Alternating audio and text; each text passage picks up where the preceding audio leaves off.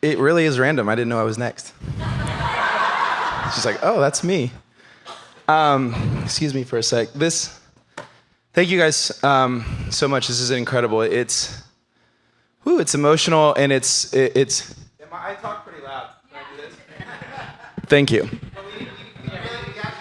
Oh, it's for this? I will do it. That's right, you're filming. I have to free up my hands. It's incredible to be in a room and to hear, how these topics came together, and we're in a room with psychotherapists, and I'm gonna roll up the sleeves, mental health professionals, and a lot of these topics talking about mental health. My name is Garza, as he said. I am the founder of an organization here in Austin called the Flatwater Foundation. We're not digging wells, and we're not, giving water. We say flat water because one cancer diagnosis, any diagnosis, especially terminal cancer, causes waves in all directions around an individual. And our mission is to bring those families back to that calm serenity of flat water. Talking about walking up to water, you're talking about walking up to the lake, to the ocean. We all can probably relate to that emotion. Now, I grouped this all together, a diagnosis. We at the foundation take anonymity and privacy very seriously. I'm not a mental health professional. 15 years in ad agencies, quite the opposite.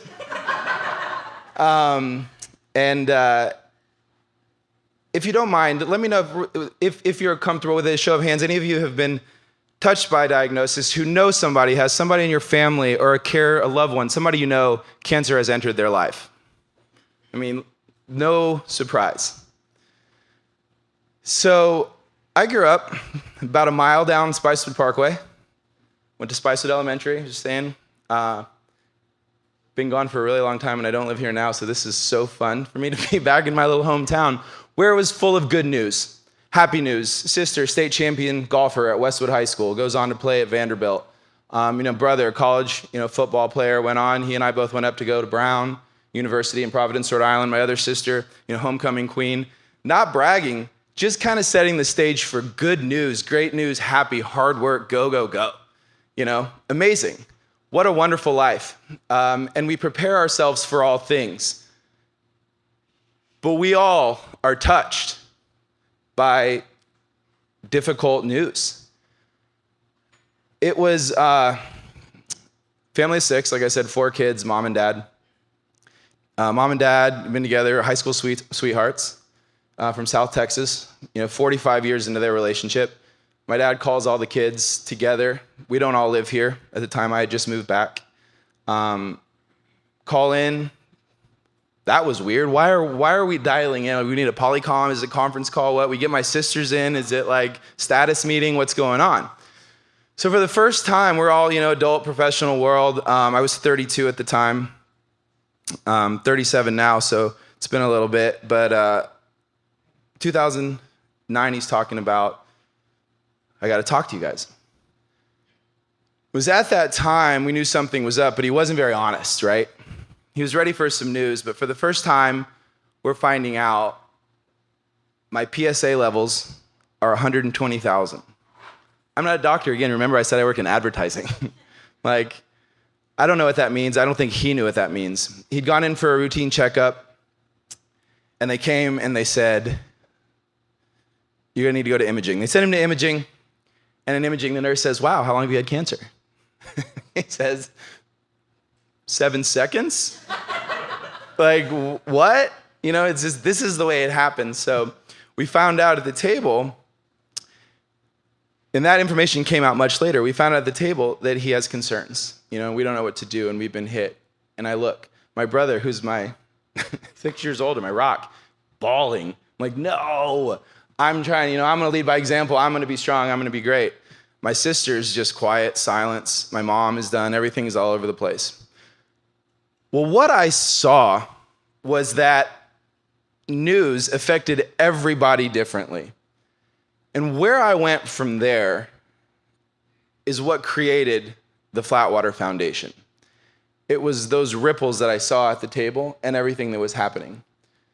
So what did I do with that? I went randomly to help a friend who got me involved in stand-up paddleboarding. This story is moving to stand-up paddleboarding. And it's all gonna come full circle because it's very important. I get into stand-up paddleboarding because I'm helping a friend who's just brought it to town. Has anybody been recently, maybe in the last 2 or 3 years, on a weekend and seen Colorado River? There's a couple people on paddleboards, and that's just over the last 3 or 4 years. This is 6 years ago. He's opening the first shop. I get a board from him for getting him on the cover of Austin Monthly Magazine. Get his friend, get his shop on it, a girl paddleboarding. It's the new sport in town. And to me, I start setting my alarm for 5:45 a.m. every day. I've just been told by my dad, I'm gonna die. 6 a.m., I'm getting on this board. Showing up, lugging the thing. People are like, what are you doing? Why do you have a surfboard on your car? Putting it on the water, pulling out the paddle and going. And accidentally, completely accidentally, I find myself meditating. This must be meditation. Because I'm calm. Some of the days it's cold, you'd see water, or 3-4 inches of fog on the water just wisping off the front of the board, and I would just stare at it for an hour. I'd get to the end of the lake and have to turn around, go back the other way, and eventually I'd need to get ready for work. All of the things I was experiencing were in my mind accidental, but I began to call it church on the water. I was rising up, my head was elevating. I'm starting to think, wait a minute, what am I doing for my mental health? This is great, but I'm gonna go get an exercise, I'm gonna go to a personal trainer. I was an athlete, I don't need a shrink. I'm strong, not weak. I get a personal trainer, lose about 25 pounds the right way, healthy, get back to where I should have been because I'd let myself, eat and go and do whatever. You live in New York City and San Francisco, food gets to you. I'm starting to rise up, but I think something is missing, and so I go. I find myself looking for a psychotherapist. I'm like, I want a counselor. I want a hero to save me now. I'm ready for this. I don't even know why. It was really hard to find, really hard to get. I get on the doorstep, $120 an hour. It's worth $1 million an hour. But I was thinking, shoot, how can I access this? I can't. And I was so close to understanding where my mind needed to be. Well, here we are, 45 years that my mom and dad have been together. I see separation. I see divorce. My parents are now complete other sides of the fence. 33, 34 years old, going through your parents' divorce. Everybody's like, oh, good. Glad it wasn't when you were in middle school or not when you were young. But I know everything. I can see it all, and it's processing. But I'm glad to have my family around me. But wait, my family is pulling apart, and then they're with me, and then they're pulling apart. I equated it to an airplane has now gone down, it's on fire, crashed, and it's gone. And for some reason, I'm standing up and walking around the plane, and it's just me. That's all I could think about. I need this help. Saturday at 3:30 p.m., I remember looking at my phone and being like, what time? I get a phone call from the counselor. She says, there was something about you, I don't know what it is, but I need you to come in. I'm not okay that you left and that we're not seeing each other. I need to figure this out. So, okay. I go, I see her. She says, okay, don't worry about the money. Let's figure it out. I know this is difficult, but let's just work together and do it. What can you afford? And I said, I would really love, 120 is gonna be crazy. Could we do 50? She's like, yeah, I don't like what's this, like Priceline of counseling? I love it. Name your price. Shoot, was that too much? Should I have said 40? And, so it's happening. And it was access to care. That's all I could think about. It really hit me.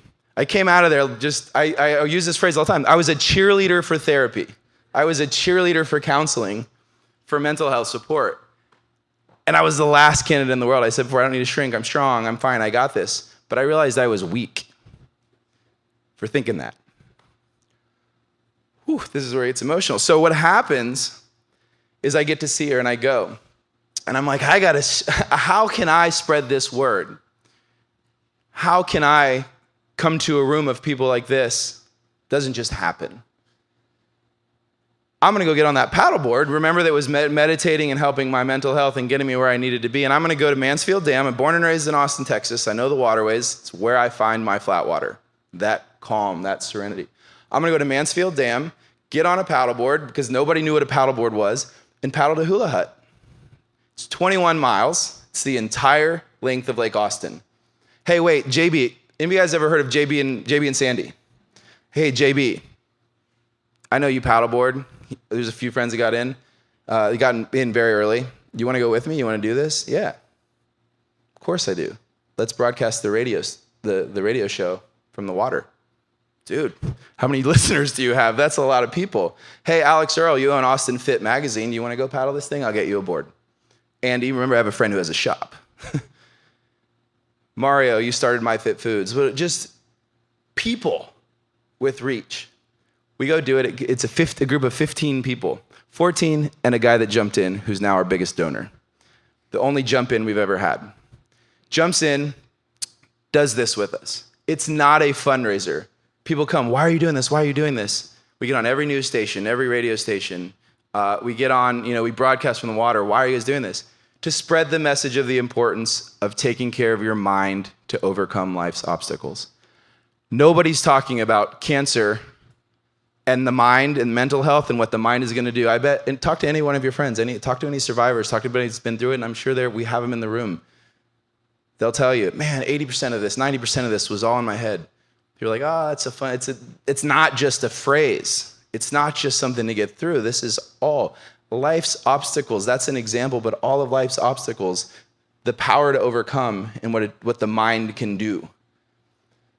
We do it, we finish, we go to Livestrong. I get a link from them because I was like, what are we gonna do if people want to donate? We don't have a cause, but Livestrong is in Austin. This is many years ago. Doug Ullman, CEO at the time, and I went to college together. We were college friends. This is like, I know we look like little kids, but we're actually, we used to joke about it. We're like, let's do something. Let's do this together. Let's do something really adult. And I'll go do this and get the link. $35,000 rolled into this link.